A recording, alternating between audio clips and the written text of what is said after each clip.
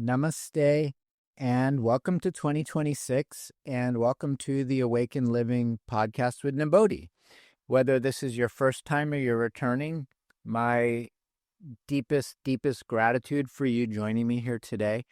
And we're going to begin 2026 with a continuation of where we ended off 2025. So if you didn't listen to the final episode of 2025, I would encourage you to do so.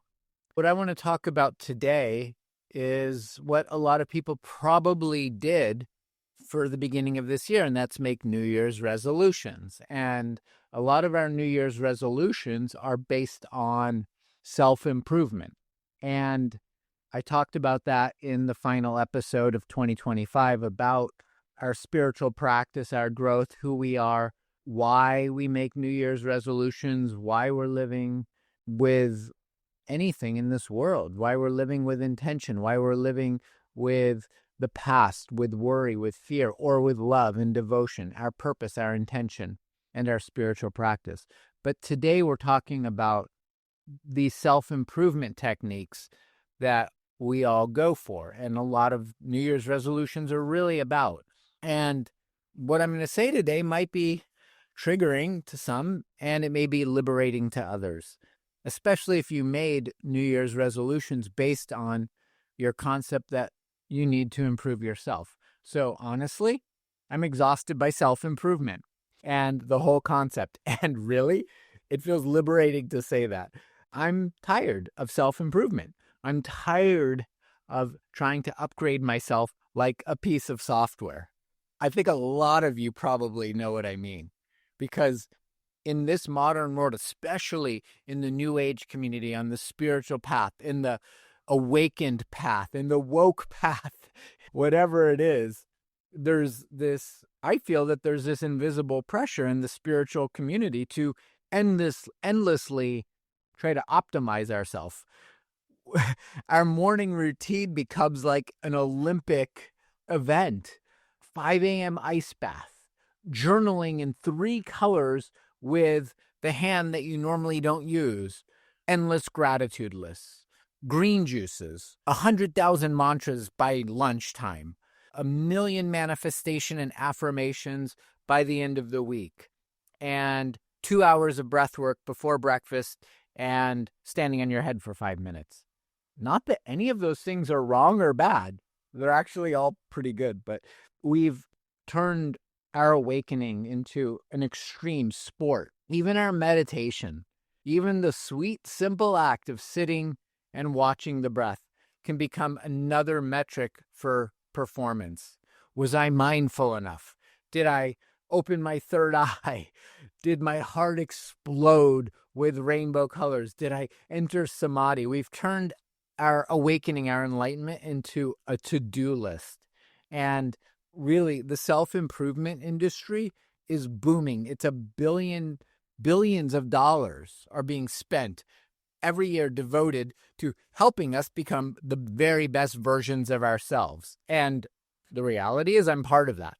I'm a big part of that. I help people shed their old outdated beliefs, their traumas, their subconscious programs, their coping strategies, to reconnect with their essence, their true self, to live authentically, to live a healthy, conscious-filled life. And I have seen incredible transformation, real healing, real freedom. So I'm not dismissing any of that, not at all.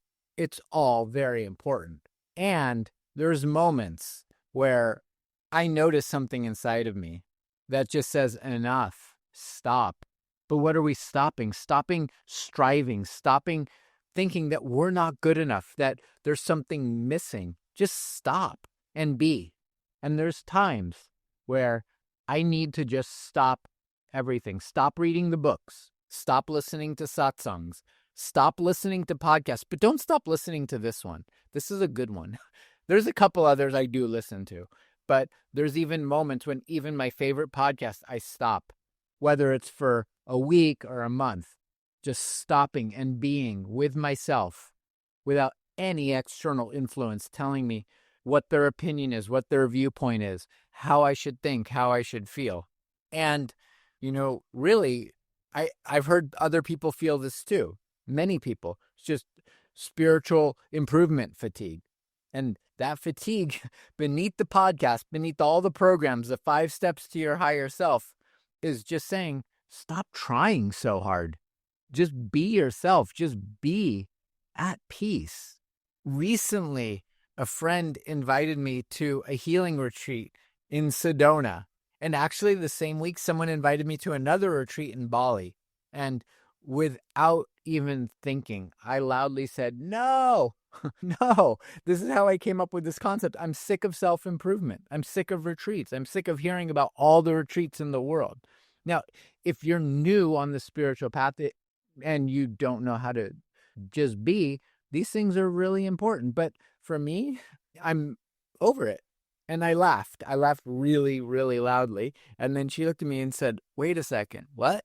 She's like, why are you laughing? And I said, because just relax into this moment. And she's like, oh, I can relax right now. And that's free. In this moment, I can relax. I don't have to book a plane ticket. I don't have to go find a place to stay, an Airbnb. I don't have to spend $5,000 for a week retreat in Bali to learn how to relax. I can relax right now. That's it. We don't have to compete. We don't have to compete with ourselves. We don't have to compete with self-improvement. We don't have to compete with the self-improvement movement. We don't have to do anything to be more spiritual or to be more consciousness or to be more healed or to be more whole. You are already all of that. And this is really, I think it's the most subtle and clever trick the ego has come up with, turning spirituality, turning our growth, our self, into process of self-criticism, self-judgment, comparison, and self-attack. In order to need self-improvement, we also have to judge ourselves, to criticize ourselves, to compare ourselves to someone else, to think that we're already not enough, to think I didn't meditate long enough, or I didn't do enough affirmations, or this thing would have manifested. Go on YouTube. How many manifestation people are there? And, a lot of those people who are doing these manifestation rituals, they look pretty hot. Whether they're men or women, they're pretty hot. They're 20-something-year-olds looking pretty hot in their bikinis and in their 6-pack ripped abs. Nothing wrong with that. I'm not dissing any of that. But, how many of these people have actually done the work? Stop, I didn't meditate long enough story. Stop, I forgot my affirmations, or I didn't do enough, or I'd have this, or I still have my trauma responses, or I'm not awakened yet, or I wouldn't feel what I'm feeling. No. We feel what we feel because we feel it. That voice of not enough, it's sneaky, it's subtle. It just changes costumes from unworthiness to some kind of spiritual perfectionism. There's no spiritual perfectionism because we're already perfect. We're already whole. That's what the ancient scriptures tell us. The truth is that voice of comparison, of criticism, of judgment, whatever it is, it's not going to disappear the more spiritual work you do or the more retreats you go to. It softens. It might soften. It softens mostly through rest, through relaxation, through radical acceptance. That doesn't require a retreat. That doesn't require reading 50 self-help books from the New Age shop or listening to every New Age podcast out there or self-help podcast out there. Now, don't get me wrong. There's really good podcasts out there. There's some brilliant people out there who really help. And if you're at the point where you need that, then you absolutely need that, because I've needed that and sometimes I still need that. But there's times when we need a break. We just need to take a break together. Inhale. Exhale. That's free. Inhale. Exhale. Sometimes that's all we need. Just this moment. Stop trying to improve everything. You just let the shoulders drop. You simply allow yourself to be human. In all humans' glory. Perfectly imperfect humans. Because beneath all the striving, which creates tension and stress, you're already whole. You don't need to do anything. We don't need a certification. I did this workshop. I did that workshop. You don't need a spiritual makeover. When you were born, you were perfect. When you were born, you were completely enough. God made you exactly perfect. I'm very excited to share with you Real Mushrooms, the sponsor of the Awakened Living podcast. I use their mushrooms every single day because they've genuinely changed my life. I trust them because they have 50 years of expertise and use 100% organic mushrooms, 0 grains, 0 fillers, which are found in most common mushroom products on the market. They use just real, organic, clinically tested mushrooms. Every morning, I use lion's mane to sharpen my thinking. I use cordyceps to give me the clean energy I need for the day. I use chaga to strengthen my immune system. And when stress hits, and it does, I use reishi to bring me back to center. With their products, you actually feel the difference. For the month of January, Real Mushrooms gives Awaken Living with Nibodhi podcast listeners 25% off their entire first order. Use the code AWAKEN25 at checkout to get 25% off your entire first purchase. You can find their link in the show notes or visit nibodhi.com/mushrooms to get yours today. When I was in grade school, the so-called teachers used to ask us this question: what do you want to be when you grow up? And it was really interesting because I thought, why do I have to be anything? I'm already right here. I'm already enough, right? I actually heard a story recently of a similar situation where the teachers were asking the students what they wanted to be when they grew up, and they all said doctor, lawyer, teacher, nurse, Ayurvedic doctor, podcaster, whatever it was, influencer. And then one student said to the teacher, I want to be happy. And the teacher said, I don't think you understand the question. And then the student, who's like a third grader, said, I don't think you understand life. So it's true. What do you want to be when you grow up? Why do we have to be anything? We're already who we are. So now, decades later, I'm kind of saying the same thing that innocent child said, that I just am, okay? And that's literally the entire secret of the mystics have been trying to tell us for centuries. In the Upanishads, it says this Mahavakyam, this great teaching, Tat Tvam Asi, you are that.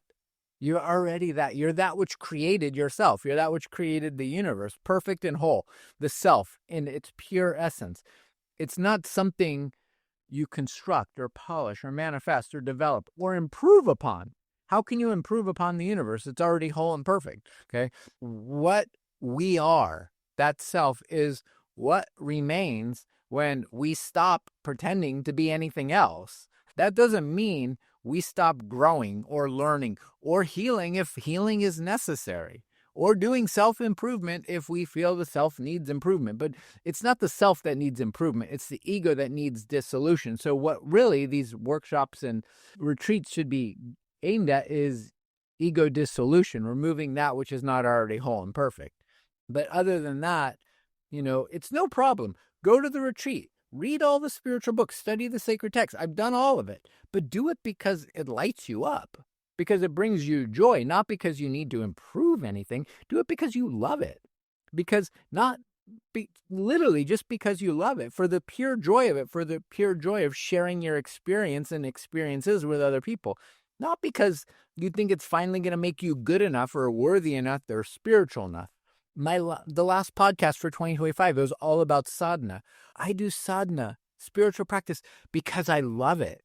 Not because I think I need to improve on anything or achieve anything. I simply love it. And definitely, I probably do need to improve on a lot of things. But I'm not doing my sadhana for the sake of improving anything or trying to reach some goal. I just do it because I love it. When we live from love, from curiosity instead of deficiency, everything changes. Our mind changes. Our heart changes. Our inspiration changes. And our growth isn't achieved in a retreat. I'm not saying that you don't grow in a retreat. Again, I'm not dissing that. But our growth becomes a natural play of consciousness through time. And healing happens naturally as the art form of nature, as the art form of God. Meditation is just a process of listening. I mean, real meditation isn't a technique. It's what happens at the end of the technique when the technique has been successful. And the technique is removing the ego, removing anything that's not the self. So we're literally just removing the blockage in the river. It's like the river's been dammed up. You remove the dam and there's a flow of consciousness. So we then begin to evolve naturally, not from a place of deficiency, not from a place of lack, not from a place of striving, from that still awareness, from that stillness, which basically is remembering who we are. And so if you are on the self-improvement treadmill, if you're in the self-improvement gym, maybe it's time to let go of your gym membership and get off of the treadmill. to stop measuring our progress and just feel your own presence, to trade in becoming better for simply just being real, truly just being real. And when we drop the endless project of fixing ourselves, because truly we're not broken. If we have traumas, if we have patterns from traumas, those are adaptations. That doesn't mean we're broken. That means our higher self helped us survive, and that's perfect and whole too. Those programs just don't serve us anymore, so we can let those programs go. And maybe we do need help to let those programs go because we don't know how to, and in which case we seek help for sure. But when we can let go and drop the endless project of fixing ourselves because we think we're broken, life has room to breathe inside of us again, like real breath. That inhalation that's so expansive that with every inhalation and exhalation, joy returns and wonder returns and awe returns and love returns, unconditional, with effortlessness, effortless love. That's the universal truth. That's the self. That's the one created by the universe that was really never ever needed any kind of improvement. It is that whole self in the moment that it appeared in its complete and perfect design. The soul doesn't evolve by becoming more. It awakens when we remember what it already is. And so in the end, the most profound awakening isn't about becoming more. It's about remembering that you were never less. Wow. Yeah. So it's not about becoming more. It's about remembering that you were never less. Thank you, God. I needed that. Wow. It's remembering that you are never less. Wow. That's profound. I think that's wow. Feel that moment. That's beautiful. So if this is resonating with you, wow. Okay. This year we're going to really explore so much deeper. We're going to explore Ayurveda so much deeper, and Vedic psychology and yoga and medicinal mushrooms and life and nature and all of these things. We're just going to keep journeying with this year and just explore being, not because we need anything, but because we're just sharing. We're sharing love. We're sharing light. We're sharing our alignment with our true nature. And yeah, if we need resources, if we need courses, they're available. Absolutely. They're 100% available. And there's times when we need to pause and just put everything on pause and just be. Don't do anything. May we be. May we be peaceful. May we be playful. May we be remembrance, because we're already enough. So if you made New Year's resolutions for self-improvement, great, wonderful. Don't take them too seriously and work towards what you want. Work towards what you want, which is the self. And that self is being. That self is being your own essence without striving. Effortless grace, effortless action. And in that effortlessness, everything happens spontaneously.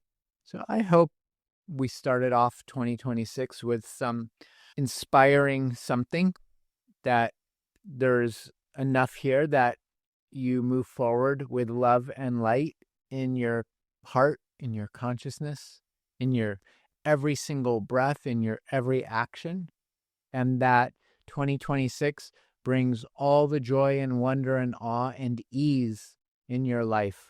Thank you for joining me, and I look forward to this year. And if you're joining me for the first time, I would encourage going back and listening to some of the foundational talks, and we keep journeying and sharing together. Thank you. Namaste.